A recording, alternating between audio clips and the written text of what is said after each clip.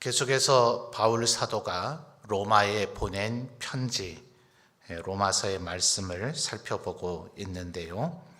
12장부터 16장까지는 예수 그리스도를 믿어 하나님의 백성 혹은 그리스도인 된 우리들이 어떻게 살아야 하느냐 하는 것들의 좀 굵직한 주제들을 여러 가지로 바울 사도가 권면하고 있다 그랬습니다.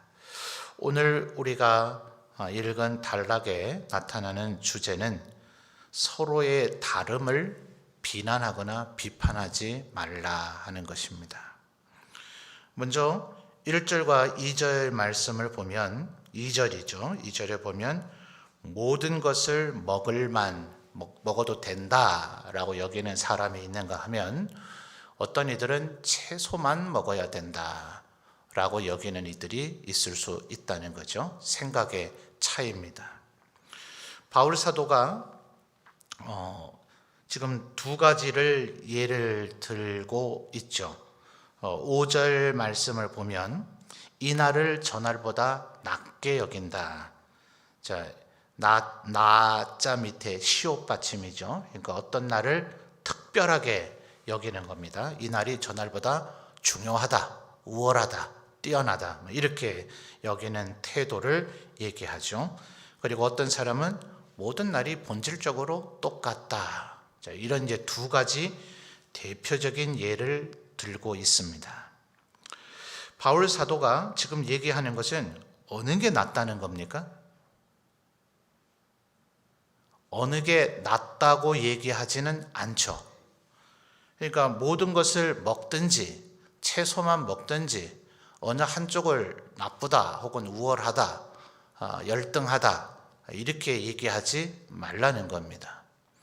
그렇다고 해서 바울 사도가 전혀 주관과 줏대가 없는가 하면 꼭 그렇지는 않죠. 자, 2절 말씀을 보면 모든 것을 먹을 만한 믿음, 그 자체가 믿음이다라고 얘기를 하고 있고요. 하반절에서 채소만 먹어야 된다, 일체 육류는 먹으면 안 된다라고 주장하는 사람을 뭐라고 부연 설명하고 있습니까? 믿음이 연약하다라고 얘기하고 있기는 해요. 그러니 이 얘기를 또 설명을 듣고 나서 봐라, 채소만 먹는다 하는 자는 믿음이 연약하잖아, 믿음이 자라야지, 아직도 왜 수준이 그 정도냐 이렇게 말하면 된다는 거예요? 안 된다는 거예요? 안 된다고 지금 바울 사도는 얘기하고 있는 겁니다. 자, 5절에서 얘기하고 있는 이 날을 저날보다 낮게 여긴다 하는 도대체 이게 무슨 날을 얘기하는 것일까? 골로새서의 표현을 보면 이것은 절기라 함은 우리들이 오늘날에도 소중하게 여기는 예컨대 부활주일, 또 맥주감사주일, 추수감사주일 혹은 성탄절 이런 것들을 얘기하는 거죠. 구약에서 또 신약 성경에서 흔히 절기라고 하는 이 단어를 쓸 때는 그것은 구약 성경에서부터 하나님께서 명하셨던 유월절 그리고 맥주절, 수장절을 지칭할 때 쓰는 표현 단어입니다.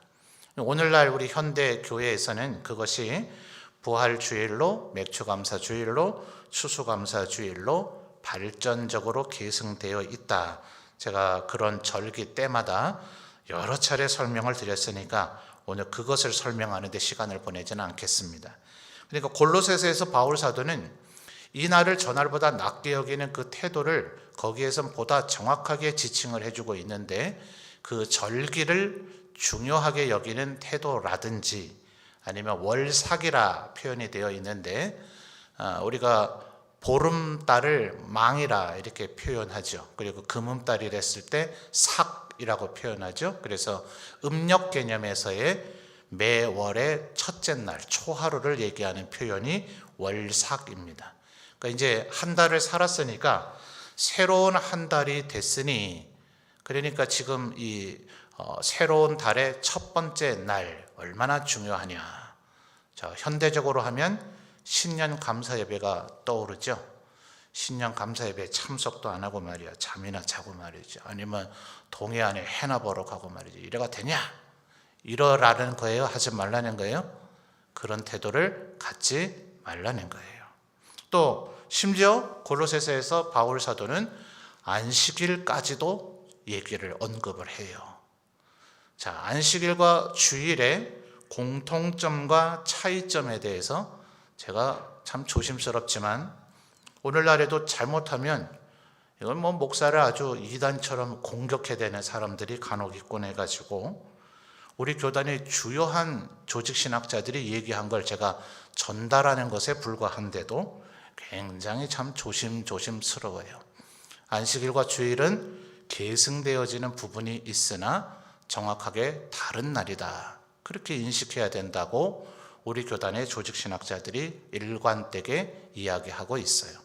그러니까 바울 사도는 지금 심지어 성경 안에서조차도 안식일을 다른 날과 더 중요한 날로 여길 이유가 없다라고 골로새서에서는 이야기를 했단 말입니다. 자, 그러니까 바울 사도의 주관이 있어요, 없어요? 있습니다.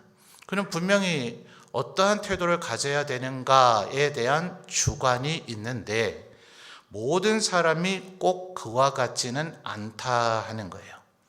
사람의 생각이 바뀔 수가 있겠죠.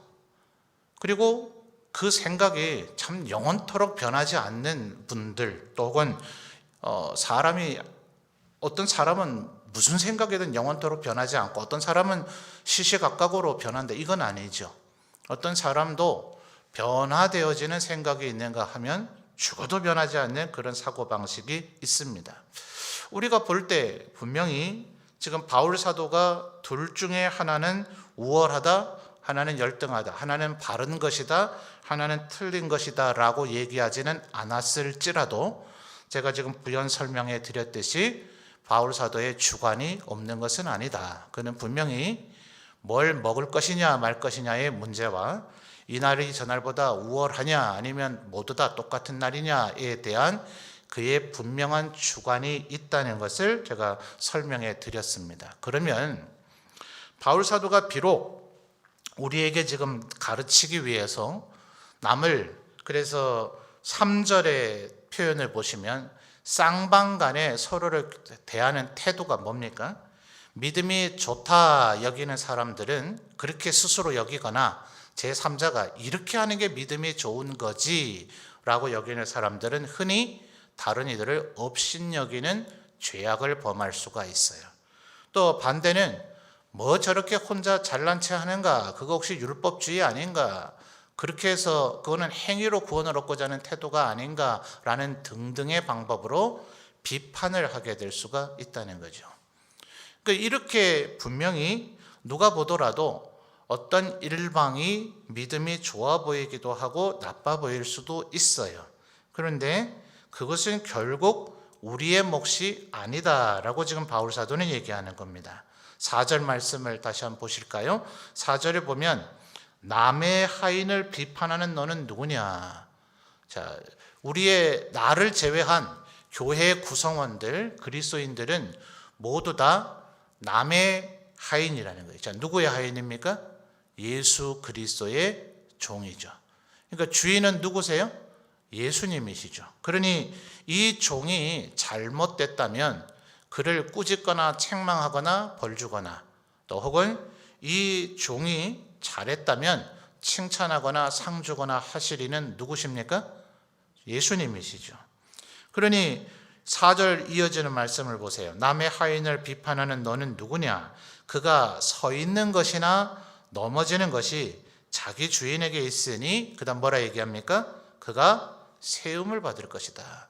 너희들 눈에 그가 넘어져 있는 것 같아 보인다 할지라도 궁극적으로는 주인께서, 하나님께서, 예수 그리스도께서 그를 세우실 것이고 4절 하반절에 심지어 뭐라 합니까? 그를 세우시는 권능이 주께 있으니 네가 그 사람 뜯어 고치려고 하는 것 마냥 그 사람을 아주 개가천선해서 새로운 의인을 만들어 주려고 하는 것 마냥 그를 정죄하거나 비판하거나 하지 말라 하는 겁니다. 아마도 2절의 이 얘기는 고린도서에서 기록된 고린도인들의 그런 논쟁이 좀 떠올라지죠.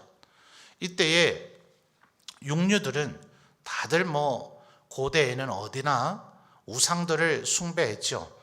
이스라엘만 하나님을, 여호와 하나님을 섬긴 것이 아니라 이스라엘 주변에 있는 여러 종족들, 에돔이든 모압이든 또 혹은 블레셋이든 어느 아람이든 어디든 간에 각각 자기들의 신이 있었습니다. 그래서 이스라엘 백성이 화목 제사를 드릴 때에 하나님 앞에 제물을 바치고 그 남은 부산물의 고기를 제사장과 또 그 제사를 드리는 본인과 그 자리에 동참하는 사람들이 나누어 먹는 그런 개념이 있었죠. 그렇듯이 다른 여타의 종족들도 이 짐승을 도축하게 될 때는 자기가 섬기는 신에게 그 짐승을 일단 바치는 행위로서 도사를 하고 그 육류를 먹게 된다 말입니다. 자, 그러니 이 짐승, 이 육류, 고기, 이것에 그 우상의 어떤 힘이나 능력이나 기운이 스며들어 있느냐 아니냐. 자, 너무 복잡한 얘기하지 말고, 요즘은 우리 그런 일 잘 안 합니다만 혹시 이웃에서 제사 드렸다고 제사 음식 나눠 먹자고 갖다 주진 않으십니까? 요즘은 참 보기 이제 드물어져서 다행인 것 같은데, 무당이 굿할 때도 이것저것 음식 많이 차려 놓죠. 그거 혹시 먹으라고 갖다 주지 않던가요? 자, 그걸 먹어야 됩니까? 말아야 됩니까? 바로 이런 문제죠. 지금 바울 사도의 표현대로 하면 2절에서 그게 뭔 문제냐? 음식이 무슨 죄냐? 이 말이죠. 그러니까 음식은 그저 단백질이고 탄수화물이고 지방이고 비타민이고 할 뿐이지 이 음식 성분에 무슨 더러운 귀신이고 뭐가 달라붙어 있을 수 있느냐라고 여기면서, 그러니까 2절 상반절에 뭐라고 얘기해요? 모든 것을 먹을 만한 믿음. 그러나 바울 사도는 분명히 고린도서에서 비록 그렇지 않다 할지라도 전혀 그 음식에는 무슨 더러운 귀신의 능력이 덧씌워져 있는 것이 아니라 할지라도 그렇게 여기고 있는 사람은, 믿음이 좋다 여겨지는 당신이 그것을 먹을 때에 어찌 믿음이 좋은 자가 저걸 먹을 수 있느냐라고 여겨서 시험을 받거나 그 시험이 경미한 시험이라서, 예컨대 그 당사자가 그 먹은 이에게 그거 먹어도 되는 겁니까? 이렇게 물어서 아이 되지, 이게 뭐가 문제예요? 라고 설명을 하고 그가 그것을 이해해서 먹어도 되는 것이구나 라고 이해하는 영역으로 나아간다면 문제가 없겠죠. 그런데 어떤 대화하고자 하는 마음이 없고 대화하기가 좀 힘들고 어려운 상황이라서 그저 마음속으로만 끙끙 앓는 거죠. 저런 것을 먹고 저러나 이러면서 그것이 원인이 돼서 시험이 들어서 결국 신앙을 저버리는 일이 벌어질 수도 있다는 거예요.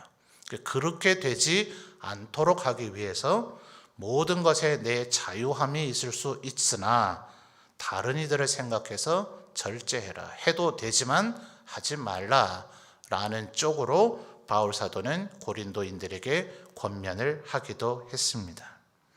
그러니까 분명히 어떤 형태로든 그런 다양한 또 다른 오늘 이 로마서 14장에서 언급되고 있는 것 외에도 이 주제와 관련된 여러 여타의 보조 그런 구절들을 우리가 살펴봐서 조금 입체적인 사고를 가져야 됩니다.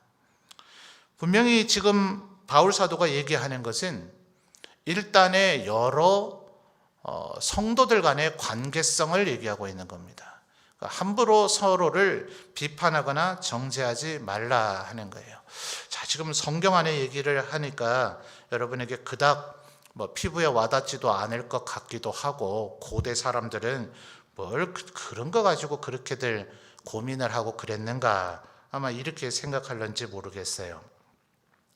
여러분, 지금 사용하고 있는 핸드폰이 어떤 겁니까? 스마트폰이죠. 옛날 초창기 소위 핸드폰이라는 게 처음 나왔을 때 형태 기억하십니까? 그 모토로라라는 회사에서 만든 게 아마 가장 조금 많이 판매되지 않았나 싶은데요. 좀 길쭉하게, 그 이전 뭐 소위 냉장고 폰이라 불려지는 것 말고요, 길쭉하게 되어 있어서 끝에 우리가 말하는 부분이 들어가는 부분이 접혀지는 것, 요게 이제 특별한 기술이어서 폴립형이라 이렇게 불렀죠. 근데 우리는 이제 그 기술을 습득해내지는 못해서 모양만 그렇게 흉내낸 게 국내 회사들의 제품에서 나온 게 있습니다. 그게 이제 우리나라 아마 대부분의 분들이 일반화되어진, 아주 뭐 특별한 사람만 쓰지 않고 너나 할 것 없이 쓰는 1세대 핸드폰쯤으로 아마 기억이 되실 겁니다. 그리고 나서 완전히 절반으로 딱 접혀지는 폴더형이라는 게 나왔어요. 지금도 제가 가끔 쓴 웃음을 지으며 기억하는 것이, 제가 그 폴더형 핸드폰이 처음 나올 때 이제 핸드폰을 처음 구입을 했습니다. 그때 이미 폴립형은 이제 퇴출되고 있는, 사양이 되고 있는 상태였고, 특별히 제가 어떤 걸 모델을 선호해서가 아니라 폴더를 살 수밖에 없었어요.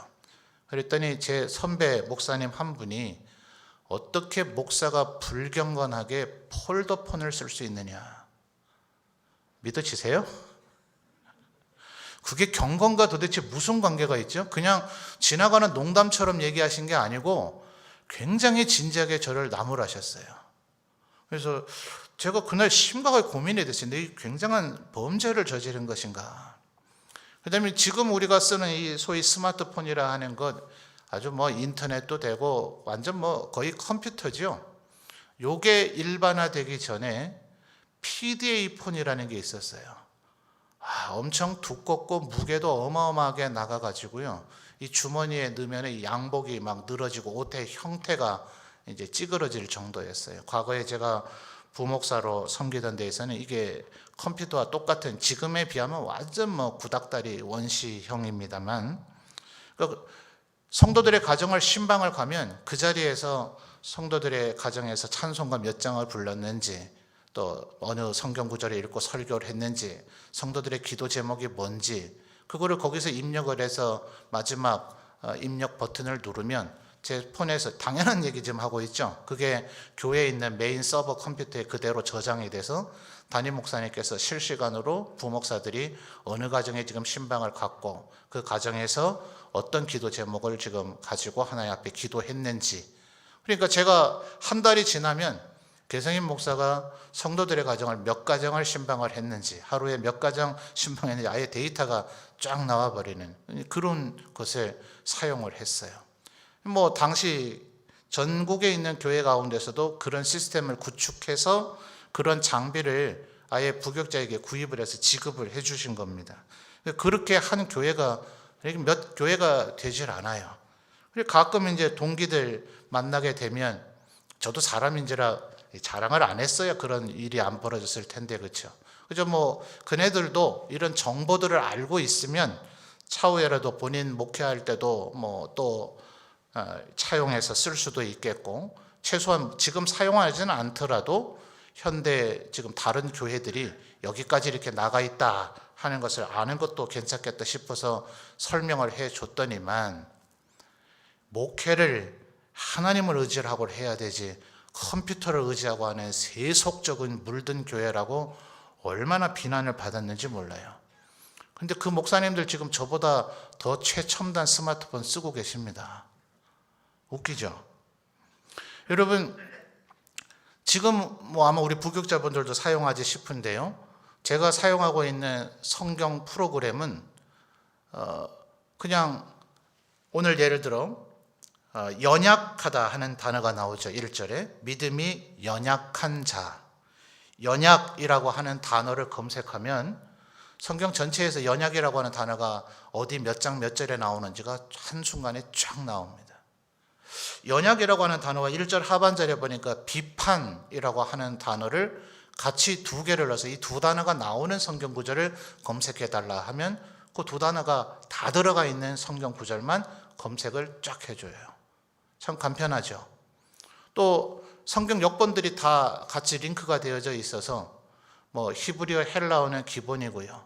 뭐 제가 다 읽어내질 못합니다만 전 세계에 지금 번역되어 있는 나라 언어 성경들 한 70여 종인가가 다 검색이 됩니다. 물론 저는 주로 이제 히브리어 헬라어의 원문의 의미를 조금 확인해야 될 필요가 있을 때 하고, 주로 영어 역본들하고 우리 한글 역본을 사용합니다만, 그 다음에 이제 성구 사전이라 해가지고요, 이 연약이라고 하는 것을 성경에서는 어떻게 썼는가, 국어 사전의 설명이 아닌 성경 안에서의 개념의 설명, 또 이 연약이라고 하는 단어가 히브리어에는 뭐라 되어 있고 헬라어는 뭐라 되어 있는데, 그걸 찾으면 그 사전적인 설명, 뭐 이런 게 다 되어 있어요. 이게 또 제가 전도사 때부터 사용을 했었다가 혼났습니다. 책으로 된 성경을 보고, 옛날 우리 전세대 저희 아버지도 보셨습니다만 성구사전이라는 게 있었고요, 성서사전이라는 게 있었고요, 예화사전이라는 게 있었어요. 그걸 다 프로그램 안에 넣어놓은 게 그거예요. 근데 프로그램으로 보면 죄고 불경건한 것이고, 종이에 인쇄된 이 책으로 봐야 경건한 것이다.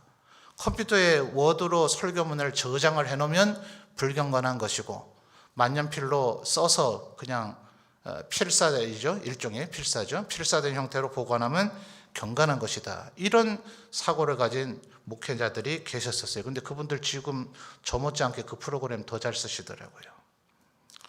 어떤 분은 목회자가 어떻게 빨간 넥타이를 맬 수 있느냐, 제비족이냐 막 이러셨어요. 그런데 고난주간에 본인이 빨간 넥타이 메고 나오셨더라고요. 본인이 하셨던 얘기가 기억이 나셨는지 오늘 예수님의 피를 묵상하다가 빨간 넥타이가 메고 싶어졌다. 그 빨간색은 왜 그때는 피가 되고 그죠? 혹시 여러분 이래 보신 적은 없으세요? 지금 성경 혹시 새로 쓰기 성경 갖고 계십니까? 오래 신앙생활 하신 분들 새로 쓰기 성경 보신 기억나세요? 기억나시면 고개 끄덕끄덕 해보세요. 이거는 마음에 할 일이 아니니까요. 새로 쓰기 성경은 창세기가 왼쪽에 있습니까? 오른쪽에 있습니까? 오른쪽에 있죠? 기억나세요? 이쪽에서부터 창세기가 시작돼요. 지금 우리는 창세기가 왼쪽에서부터 창세기부터 해서 계시록으로 넘어가지만, 새로 쓰기 성경은 오른쪽으로 볼 때 거기서 창세기가 시작돼서 왼쪽 끝에 계시록을 나오게 됩니다. 그러니까 교회 처음 오는 친구들이 늘 대부분 가로쓰기 책을 보고 왼쪽에서부터 이렇게 넘기는 책을 보다가, 성경은 정반대로 되어 있으니까 페이지 수를 알려줘도 못 찾는 거예요. 그러다가 한국 사회에 소위 가로쓰기이면서 왼쪽에서부터 창세기가 시작되는 성경이 나오기를 시작했습니다. 그 성경을 사용하는 사람들이 초창기에 되게 비판받고 욕먹었다는 사실을 아십니까? 심지어 이 성경이 이렇게 보시면 여기가 지금 무슨 색깔이에요? 요새는 뭐 이거 색깔이 좋은 걸 안 바르는지 금방 뭐 몇 달 안 돼서 바래지더라고요. 이거 처음 구입할 때 일종의 금색을 띤 금장이었습니다. 제가 초등학생, 중학생 때만 하더라도 이것 조금 꽤 고급형이에요. 이 고급형이 아닌 가장 저렴한 보급형 성경은 이 면들이 빨간색으로 되어 있었어요. 자, 부모님들 혹시 뭐 중직자분들이나 부모님들 좀 성경에 대한 더 진지한 마음을 가지신 분들은 이제 금장된 성경을 사겠지만, 아무래도 빨간색으로 되어 있는 것이 보급형이 성경이 더 저렴하고 싸니까 학생들은 대부분 빨간색을 가지고 있었습니다. 제가 지금도 생생하게 기억을 하는데 중학생 때였던 것 같아요. 어떤 아이가 뭐 집이 좀 형편이 여유가 있었는지 혹은 뭐 특별히 공부를 잘한 선물로 받았는지 어느 날 금장으로 된 성경을 들고 왔어요. 얼마나 많은 애들에게 욕을 먹었는지 모릅니다. 어디 불경건하게 학생이 붉은색 성경이 아닌 금장 성경을 가져왔느냐고요. 마스크를 쓰고 계시니까 웃고 계신지 기가 막히게 하시는지 알 길이 없네요. 이게 다 제가 겪었던 실화입니다. 여러분 성경도 지금 보시면 이렇게 색인되어 있으세요? 찾기 편하도록 색인이 되어 있었죠. 저도 이게 색인되어 있는 거 사전처럼 마치 되어 있죠. 요거 나올 때 조금 마음에 들지는 않았어요. 안 그래도 성경을 안 읽으시는데 이게 없어야 성경을 더 열심히 읽어서 창세기가 어디쯤에 있는지, 신명기가 어디쯤에 있는지, 시편이 어디쯤에 있는지 할 텐데, 지금은 습관적으로 그냥 이거를 의존하시죠. 대충 성경 어디쯤에 시편이 나온다, 어디쯤에 신약이 시작된다, 이 감각이 아마 더 둔해졌을 거예요. 그러니까 어떤 이들은 이 색인이 돼 있는 성경을 쓰는 이들을 비난했었어요. 여러분, 지금도 우리 시찰에 적지 않은 교회가 본당 요 예배 드리는 공간도, 교육관은 말할 것도 없고요, 본당도 신발 벗고 들어가는 예배당이 아마 우리 시찰 안에도 더 많은 것 같아요. 우리 점천제일교회는 어떠셨어요? 첫 예배당부터 본당 안에 신발 신고 들어오셨습니까? 신발 신는 예배당이 처음 출현했을 때 그 교회들 굉장히 비난 들었습니다. 마치 그 모세가 호렙산에서 하나님을 만났을 때에 네 신을 벗으라 그랬는데 신만 벗은 게 아니라 얼굴을 가렸거든요. 그러면 우리가 신을 신는 게 문제가 될 것 같으면 지금 여러분 얼굴에 뭐라도 쓰셔야 돼요. 또 고린도서에 보니까 여인들은 머리에 뭘 써야 된다 그랬죠. 그래서 지금 로마 캐톨릭 성당분들은 미사 드릴 때 여성분들 머리에 뭐 쓰시죠? 또 우리 장로교회 선조라고 할 만한 청교도를 표방하고 있는 유럽 교회는 지금도 여자분들은 예배 드릴 때 아주 챙이 이렇게 엄청 큰 서부 시대 카우보이들이 쓰는 것 같은 그런 모자, 물론 여자분들은 그런 모자는 아니죠. 약간 더 우아하고 위에 꽃 장식도 있고 그런 모자를 쓰고 예배를 드리세요. 그래야 된다고 여기세요. 거기에 유학 가서 공부하고 오셨다가 정말 설교도 잘하시고 신학교 교수도 하시고 신학 총장을 해도 될 만한 분인데 사모님이 그쪽에서 같이 유학하면서 그게 또 맞다고 동의가 돼서 오셨는가 봐요.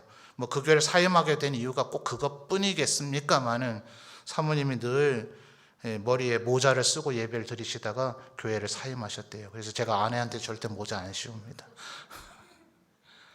좀 현실적인 현대적인 예를 들어드리니까 느낌이 더 확 오시죠. 오늘 우리도 여전히 죄송합니다, 이렇게밖에 말할 수 없습니다. 쓸데없이 이 논쟁을 벌이는 이들이 지금 이 시대에도 얼마나 많은지 몰라요. 먹어야 되냐 말아야 되냐, 이 날이 중요하냐 저 날이 중요하냐. 자, 바울 사도는 지금 우리에게 중대한 원칙을 말해주고 있습니다. 자, 비판하지 말라는 이유가 뭘까요? 비판하지 말아야 되는 이유는요, 첫째는 먼저 1절과 3절에 같은 단어가 나옵니다. 한번 찾아보시겠어요? 1절과 3절에 중복돼서 나오는 단어, 받는다는 단어입니다. 받는다. 자, 1절에 믿음이 연약한 자를 너희가 뭐라 얘기하죠? 받되 그랬어요. 자, 3절 하반절에도 보면 먹는 자는 먹지 않는 자를 없이 여기지 말고 먹지 않는 자는 먹는 자를 비판하지 말라. 왜냐하면이죠. 이는 하나님이 그를 뭐 했어요? 받으셨습니다. 그러니까 우리가 교회 일원으로, 자, 1절에 얘기하는 믿음이 연약한 자를 너희가 받되 라는 이 표현이요, 여러분 4월 21일 날 우리 여러 장로님들께서 은퇴하고 원로 추대되기도 하시면서 또 장로님, 또 안수 집사님, 권사님을 우리가 세워서 임직했습니다. 여러 임직식을 아마 우리 성도님들 경험을 하셨을 텐데, 그때에 임직 받는 분들도 여러 가지 조항으로 서약을 하시지만 임직 받는 대상자가 아닌 성도들이 제가 읽어드리는 서약의 끝에 네라고 대답을 해야 됩니다. 혹시 문구 내용이 대충 기억이 나십니까? 여러분, 아무개 씨를 장로로 그다음 뭐라 얘기할까요? 받고, 아무개 씨를 안수 집사로 받고, 아무개 씨를 권사로 받아, 이런 식으로 문장 구성이 되어져 있어요. 그러니까 이 받는다라는 단어를 우리 교회 안에서는 많이 사용합니다. 일단 성경에서 이 표현이 나오기 때문에 우리가 그것을 사용하는 거예요. 그래서 1절에서 얘기하는 믿음이 연약한 자를 너희가 받되라고 하는 이 받아들인다 라는 표현의 의미가 뭐냐 하면 그들에게 세례를 베풀어서 우리 교회의 일원으로 받아들였다는 거예요. 그러니까 만약 이 사람의 어떤 생각, 행동, 그것에 정말 문제가 있다면 그것은 교회 공동체 일원으로 받아들이기 전에 그것을 교정시켜야 되죠. 자, 아무나 예수 믿게 하면 되는 게 아니죠. 그냥 당신 예수 믿어라, 당신 교인 되라, 당신 천국 가라, 우리가 그렇게 할 수가 없어요. 그를 천국 갈 하나님의 백성의 일원으로 만드는 것은 비록 인간의 손을 통해서 한다 할지라도 거룩한 삼위일체 하나님의 이름으로 그가 대한예수교 장로의 점촌제일교회의 세례 교인이 된 것을 공포하는 행위를 통해서 그 일이 이루어지는 겁니다. 그러니까 세례를 베풀기 전에 뭐 해야 됩니까? 그에게 철저한 학습과 세례를 받기까지의 공부를 시켜야 되고, 당회는 책임성 있게 그에게 질문해서 그에게 진정한 믿음이 있는지를 확인해야 된다는 거예요. 참 엄격하게 하기가 참 쉽지 않죠. 그러다 보면 아마 고시 공부하듯이 5년, 10년 걸려도 세례받기 어렵지 않겠어요? 그러면 아마 우리 교회 성도가 절반 이하로 줄지 않을까. 실제로 교회사에서 이 부분을 철두철미하게 엄격하게 해서 처음에는 굉장히 교회가 성결하게 되어지는 듯한 양상을 보였지만 불과 한 세대 지나지 않아서 교회가 침체에 빠져버리는 그런 시행착오를 겪기도 합니다. 그래서 늘 교회 지도자들이 고민이 있죠. 그러나 어쨌든 받아들였다 할 때는 그를 그리스도의 몸의 일원으로 받아들인 거예요. 이것은 인간들이 수용하는 행위가 아니라 3절이 원인이고 이것이 더 주류이죠. 하나님께서 그를 받아들였기 때문에 우리가 인간들이 그를 받아들이는 겁니다. 그러니까 이게 바로 받는다 하는 개념인데 좀 추상적인 표현으로 들리죠. 받는다. 도대체 이게 뭘 한다는 얘기인가? 조금 다른 단어로 쉽게 표현을 한다면 그를 수용한다, 그를 이해한다, 그를 존중한다, 이렇게 여러분이 좀 생각해 보실 필요가 있을 것 같아요. 오늘 새벽에 사도행전 우리 강해를 하면서 안디옥 교회가 얼마나 다양한 성향이 있는 교회였는가를 설명하면서 제가 용서와 관용에 대해서 비교 설명을 했습니다. 결국 바나바와 바울을 선교의 일꾼으로 보내게 되는데 5명의 선지자와 교사들이 있었죠. 한 사람은 니게르라고 불려지는 시므온이었고, 한 사람은 구레네 사람이었고, 한 사람은 헤롯의 젖동생이었습니다. 그러니까 이 니그로라 하는 니게르라고 하는 말은 오늘날 영어 단어의 니그로의 어원이 돼요. 흑인입니다. 일단 유대인 아니란 얘기죠. 구레네는 오늘날 이집트 서쪽에 있는 리비아라고 불려지는 나라에 있는 도시의 하나의 이름입니다. 역시 아프리카인데 북부 아프리카는 흑인들이 있는 것이 아니라 오늘 흔히 우리가 아랍 쪽이라고 불리는 이슬람화 거의 되어 있는 사람들의 종족인 아랍 종족이 이 북부 아프리카의 주류로 살고 있습니다. 헤롯의 젖동생이면 이 사람은 에돔의 후손입니다. 이 3명은 다 이방인이죠. 그러니까 이 안디옥 교회가 얼마나 다양한 입체적인 혈통적으로나 혹은 문화적으로 혹은 언어적으로도 얼마나 다양성이 허용되는 교회였는가 하는 것을 알 수가 있죠. 만약 유대주의 혹은 이스라엘 정신이 더 소중하다고 여겼다면 그 3명을 보내면 보내야 되지 바나바와 바울을 보내면 안 되죠. 그런데 그 5명의 주요한 지도자 가운데 가장 유대적 성향을 가졌다고 밖에 할 수 없는 바나바와 바울을 오히려 다른 지역 선교를 위해서 보내더라 하는 거예요. 이게 안디옥 교회가 예루살렘 교회를 제치고 사도행전 13장부터는 사도행전의 중심 무대가 되는 원동력입니다. 다양성이 허용이 되고 수용이 되는 공동체. 이것이 바로 관용이에요. 용서라 하는 것은 누군가 일단 여러분에게 피해를 입혀야 됩니다. 말로 피해를 입히든지 아니면 여러분에게 물질적인 피해를 입히든지 하여튼 내가 어떤 시험에 들든지 아니면 상처를 입든지 내가 분명히 뭔가 손상을 당했을 때 그것을 없는 일로 여기겠는가? 그를 그럼에도 불구하고 미워하거나 증오하거나 복수하려고 하지 않고 여전히 사랑하겠는가? 요 감정적 태도가 용서죠. 근데 관용은 그런 일이 아직 벌어지지 않은 거예요. 서로 간에 다름입니다. 틀림이 아닙니다. 다름입니다. 나하고 너무나 다른 거예요. 왜 저 사람은 고기를 먹으면 안 된다고 하는가? 왜 저 사람은 평상시에는 그렇게 안 하면서 주일만 되면 아주 그날이 굉장히 특별한 날인 것처럼 저렇게 여기는가? 그런 태도를 가진 이들에 대해서 수용적 태도를 가져야 된다는 것이에요. 그게 관용입니다. 그러니까 관용은 용서해야 될 상황이 벌어지기 전에 우리가 마땅히 가져야 될 태도예요.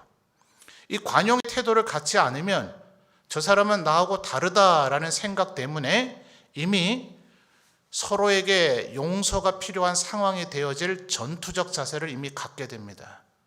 저 사람은 나하고 다르구만. 그러면 그걸 관용 안 하면 제가 언젠간 나를 공격해 오겠지. 못마땅해. 먼저 공격하기 전에 내가 선제 공격해야지 라는 여러분의 의식과 의지가 없더라도 본능이 이미 그렇게 작동되고 있는 거예요. 그래서 어느 날 부딪힙니다. 그리고 싸우게 되고 갈등을 일으키게 됩니다. 애초부터 그런 불상사가 생기지 않으려면 관용적인 태도를 가져야 돼요. 그 관용적인 태도를 갖는 것이 바로 지금 바울 사도가 얘기하는 업신여기지도 말고 비판하지도 말라 하는 그런 이야기입니다. 왜냐하면 그것이 복음의 본질이 아니기 때문에요. 그렇다면 도대체 어떻게 하라는 얘기냐? 우리 한국 사회는 지금까지 너무나 획일화되고 단일화된 사회를 살아오는 것이 익숙했기 때문에 다양한 방침이 주어지면 굉장히 힘들어요. 어느 공동체를 가보든지 제가 느껴지게 됩니다. 목사들만 모여있는 목사 그룹도 그렇고 장로님도 함께 모인 노회나 총회도 그렇고 일반 성도들도 그렇고 일반 사회도 그렇고 그냥 하나 제발 정해도 이래야 되지.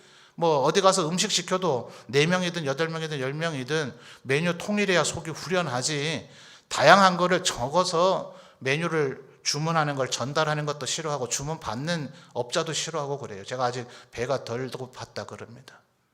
배가 더 고파야 아무리 다양한 메뉴를 해도 정성을 다해 음식을 제공하겠다고 할 것이죠. 하루 종일 한 메뉴만 팝니까? 그럴 것 같으면 아예 차라리 한 메뉴만 파시든지. 그날 하루 종일 한 번에 손님이 8명, 10명이 같이 왔다고 해서 너희는 똑같은 거 먹으라는 태도를 가지려면 그날 그 집에 손님이 몇 명이나 오는지는 모르지만 100명이 오더라도 오늘 우리 집은 이거밖에 제공 안 하니까 한 가지 메뉴만 먹어라 그랬어야 될 거 아니에요. 따로 오는 사람에게는 다양한 다른 메뉴를 허용하면서 같이 오는 이들에게 다른 메뉴를 허용하지 않는 것은 그 사람이 단순히 해서나 혹은 성향이 그래서가 아니라 우리가 다양성에 대해서 아직 익숙하지 않기 때문에 그래요. 여러분 이 훈련은 끊임없이 하셔야 됩니다. 아까 분명히 말씀드렸듯이 바울 사도도 분명히 주관이 없는 사람이 아니에요. 그렇기 때문에 여기 있는 우리들도 분명히 주관이 있습니다. 제가 오늘 이 저녁에 이렇게 아무리 설명을 해도 그래도 채소만 먹어야 되지 이렇게 지금 마음속으로 그래도 라는 말을 지금 끊임없이 되뇌이는 분들이 분명히 계실 거예요. 그래도 주일이 중요하지 무슨 말이 안 되는 소리를 하려고 하느냐 이런 지금 생각을 가진 분이 분명히 있을 거예요. 자, 12절에 뭐라고 그럽니까? 이러므로 우리 각 사람이 자기 일을 하나님께 뭐 해야 돼요? 짓고 하리라. 그날이 되면 왜 그런 태도를 가졌는지 하나님께 설명하셔야 돼요. 하나님과 논쟁하고 토론하셔야 돼요. 하나님을 이해시키고 하나님께 설복하셔야 돼요. 그렇지 않으면 하나님께 혼날 거예요. 하나님 왜 그때 김 목사는 그런 설교를 하게 하셨습니까? 이래야 되잖아요 라고 해서 하나님이 내가 미안하다 잘못했다 이 말을 들을 자신이 없으면 지금 여러분의 그 태도와 생각을 바꾸셔야 됩니다. 바울 사도는 지금 뭐라고 얘기하고 있을까요? 6절에서 7절 8절이 오늘 우리가 읽은 단락의 가장 중요한 부분입니다. 바울 사도는 그럼 뭐가 중요하다 여기느냐? 먹느냐 마느냐가 중요한가? 이날과 저날 중에 뭘 중요하게 여기거나 똑같이 여기는 것이 중요한가가 초점이 아니라 왜 업신여기지도 말고 비판하지 말아야 되느냐 하면 먹는 사람도 6절에 주를 위해서 그랬다면 허용해야 된다는 거예요. 초점은 그가 주를 위해서 그러느냐라는 거예요. 주를 위해서. 자, 6절에 2번이나 반복되죠. 나를 중히 여기는 자도 주를 위하여 중히 여기고 먹는 자도 주를 위하여 먹으니. 그러죠? 8절에서 또다시 반복되죠. 우리가 살아도 누굴 위해서요? 주를 위하여. 그러니까 여기 6절과 8절에 주를 위하여라는 말을 밑줄을 끄셔요. 우리가 살아도 주를 위하여 살고 죽어도 주를 위하여 죽나니 그러므로 사나 죽으나 우리가 주의 것이다. 그러니까 우리가 주님의 것이기 때문에 주님을 위해서 그렇게 하고 있는가. 자기 의로움 때문에 그러고 있다면 책망받아야 되죠. 그래서 그것을 바로 잡도록 하기 위해서 부분적으로 허용된 기능이 지도자들입니다. 자, 여러분은 쉽게 가능한 함부로 다른 이들을 비판하거나 정죄하지 마십시오. 그러니까 분명히 아까 4절에서 남의 하인, 주님의 하인이니까 네가 비판하지 마라. 그가 서 있든지 넘어지든지 그가 세움을 받을 텐데 이는 그를 세우시는 권능이 주께 있는데 이 주님의 권능이 어떻게 그에게 도달될까요? 각각 성도들에게. 누군가 어떤 성도가 주님의 종이 된 성도가 지금 서 있는 것이 아니라 넘어졌다면 지금 4절에서 분명히 주님께서 그를 일으켜 세운다. 주의 권능이 그것을 한다라고 얘기하고 있는데 이 권능은 어떻게 그 사람을 일으켜 세울까요? 예수 그리스도께서 다시 오시는 그날 그를 일으켜 세웁니까? 그렇지 않죠. 지금 현실 교회에서 목회자들이 말씀을 가르침으로 그들을 일으켜 세우라고 얘기하고 있는 거예요. 그러니까 이 말씀을 하나만 알아가지고 둘은 생각하지 않고 그래서 목사님들 혹은 목회자들에게 말하지 마세요. 내가 알아서 합니다. 뭐 이러고 저러고 말이 많습니까? 그러면 하나님의 뜻을 하나만 알고 둘은 모르는 거예요. 고린도서에서 나는 남을 판단하지 않는다라는 이 판단 번역이 좀 아쉬워요. 비난하지 않는다는 얘기입니다. 바울 사도는 계속해서 우리가 하나님의 말씀대로 살면 세상이 우리를 비난하지 못할 것이지만 우리는 하나님처럼 완벽해지지는 않겠지만 아담과 하와가 그토록 염원해서 선악을 알게 하는 나무의 열매를 따먹어서 나도 선과 악을 알아보리라 하는 그렇게 그걸 도달할 수는 없겠지만 성령 하나님이 우리 안에 계시면 우리가 하나님의 모습을 닮아져 가서 선과 악이 무엇인지 분별할 수가 있습니다. 정말 모릅니까? 이 일을 해야 되는지 안 해야 되는지 정말 모릅니까? 아니죠. 우리 몰라서 그걸 하고 있는 거 아니에요. 알고 있지만 내가 여전히 죄의 유혹에 넘어가서 내 욕심이 내 아집이 여전히 그러고 싶어서 그러는 거예요. 그렇게 하면 성령님이 근심하시고 싫어하시고 안타까워하시고 내가 그런 말과 그런 행동을 하면 내 주위에 있는 사람이 정말 상처받고 힘들어한다는 걸 모릅니까? 아니에요. 아는데도 내 자존심 때문에 내 아집 때문에 내 고집 때문에 여전히 그러고 있는 것이지 우리는 몰라서 그러질 않아요. 그래서 성령 충만하면 우리는 선과 악을 분별해서 세상에 저건 잘못된 것이다, 잘된 것이다 비판할 수는 있을 것이지만 세상으로부터 비난받는 그런 어처구니 없는 자가 되지는 않을 것이다 라고 바울 사도가 표현을 한 겁니다. 근데 번역이 약간 좀 혼동되게 되어 있다 보니까 많은 오해를 하고 있는 성도들이 굉장히 많아요. 이 얘기는 이단들과 논쟁하다 보면 이단들이 자기들의 논리가 너무나 편협하고 지엽적인 것을 붙잡고 있거든요. 그래서 여러분이 조금만 성경의 훈련을 받고 교육을 받으면 이단들이 얼마나 허상에 가까운 논리를 추구하고 있는지를 금방 논박할 수 있어요. 논리적으로 반박할 수 있습니다. 그러면 그네들이 야, 이 사람하고는 말로 해서 안 되겠구나 싶으면 꼭 들이대는 단골 메뉴가 그거예요. 주께서는 그날이 될 때까지 아무것도 판단하지 말라고 하셨다. 아니, 주님은 지금 판단하지 말라고 얘기하는 게 아닙니다. 그를 3절에 뭐라고요? 업신여기거나 비판하지 말라는 거예요. 그러니까 4절에 넘어지고 있는 자들이 있다 하면 저것도 괜찮은가 보다. 저래도 되는가 보다. 주님은 뭐든지 괜찮다 하셨으니까 주님이 또 알아서 하실 거니까 저래 하든지 그냥 둬야 되지라고 할 것 같으면 구약장도 필요 없고 권찰도 필요 없고 전도의 조직도 필요 없고 교회 직분자도 필요 없고 목회자도 필요 없는 겁니다. 제발 말씀을 입체적으로 보셔야 돼요. 비판하거나 업신여기지 말라고 했지 목사님, 아무개 집사님에게 목사님 직접 가시든 부격자를 보내시든 신방해 주시면 좋을 것 같아요. 요즘 이런 일을 겪고 있는 것 같은데 혹은 이런 일에 빠져들어 있는 것 같은데 목사님 이거는 조금 바로잡아 주셔야 되지 않아요? 뭘 위해서요? 6절과 8절에 뭘 위해서요? 주를 위하여요. 그리스도의 몸이 질병에 걸려 있고 그가 죽어가고 있다면 누가 제일 아파하실까요? 주님이 아파하십니다. 그러므로 우리 형제들이, 우리의 자매들이, 우리의 교회 일원이 그릇되고 잘못된 길로 갔을 때 그를 바로잡아 주고자 하는 것은 비판하거나 업신여기는 행위가 아닙니다. 그것이 진정으로 주를 위하는 것이고 그 일을 위해서 목사와 장로님들을 세우신 것입니다. 가르치는 일을 하라. 다스리는 일을 하라. 그러니 여러분이 선뜻하시면 안 됩니다. 여러분이 나서서 더더군다나 비판하거나 정죄하시면 안 됩니다. 그래서 모세에게도 얘기했던 10부장, 50부장, 100부장의 제도가 현대교회에서도 권사님들도 안수 집사님들도 귀하시지만 서리 집사님들도 귀하시지만 여러분이 교회 안에서 행하는 모든 행위들은 당회의 지도를 따라 하도록 되어 있어요. 그러니까 목사와 장로님들에게 보고하셔서 이런 일이 있습니다. 지도해 주셔야 될 것 같습니다. 라고 보고하시고 목사님, 장로님들이 직접 나서시든 아니면 여러분에게 임무를 주어서 이렇게 한번 권면해 주시죠. 라고 했을 때 비로소 여러분은 비난하거나 업신여기는 것이 아닌 그를 바로 세우고자 하는 주를 위하는 일을 하는 것입니다. 그럴지라도 분명히 우리는 다릅니다. 하나된 성향을 가질 수가 없습니다. 그러니 제발 성경에 기록되지 않은 것, 예수님이 오셨을 때도 바리새인들, 사두개인들 얼마나 책망을 많이 받았어요? 장로들의 유전, 장로님들은 귀한 존재이지만 그것은 하나님의 말씀이 아닙니다. 우리는 시대를 따라서 많은 성도들이 그것을 원하고 있기 때문에 그것이 표준화되어지는 일들이 생겨집니다. 어떤 일들은 교회가 결의하고 결정하기도 합니다.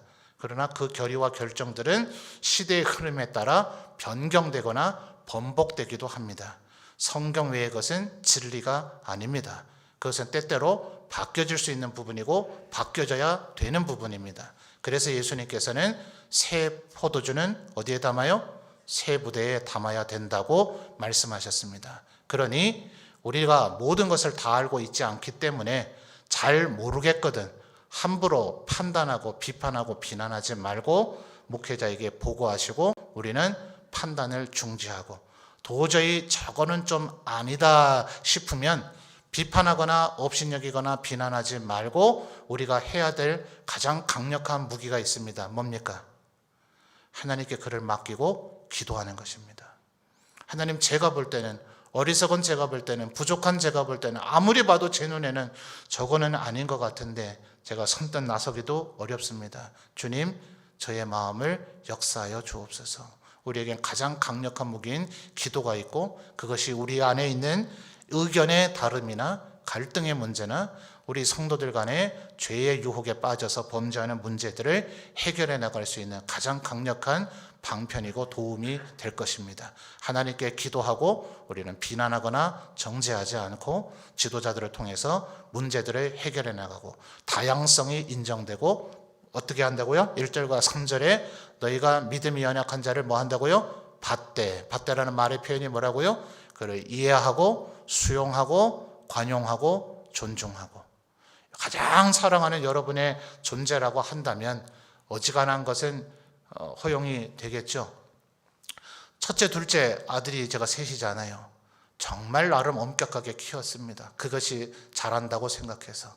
셋째가 많은 것을 다 허물어뜨렸습니다. 첫째, 둘째가 원망어린 눈소리로 쳐다보더만요. 우리한테는 그렇게 안 하셔놓고. 셋째 때문에 첫째와 둘째도 혜택을 많이 입었죠. 여러분이 접하고 있는 대상을 가장 사랑하는 사람이라고 생각해 보십시오. 그러면 그 사람에 대한 여러분의 생각이 바뀔 것입니다. 그것이 진정한 그리스도의 제자들이 취해야 될 태도일 것입니다. 그러므로 나만 주의 것이 아니라 오늘 설교 제목이 뭐예요? 우리는 주의 것이다. 주님이 우리를 주의 것으로 삼으셨다. 주기도문 기억하십니까? 서양 사람들 보편적으로 개인주의적이죠. 근데 끊임없이 주기도문에는 우리가 강조됩니다. 오늘날 우리에게 일용할 양식을 주옵시고 우리가 지는 죄를 사하여 주옵시고 나만을 위해서 기도하는 게 아니에요. 나가 아니라 우리 언제나 다른 일을 하나님 앞에 기도로 올려드려야 합니다. 비판하지 않고 우리는 주의 것이다. 주님께서 그를 잘 세워나가시기를 늘 기도하는 저와 여러분이 되시기를 바랍니다.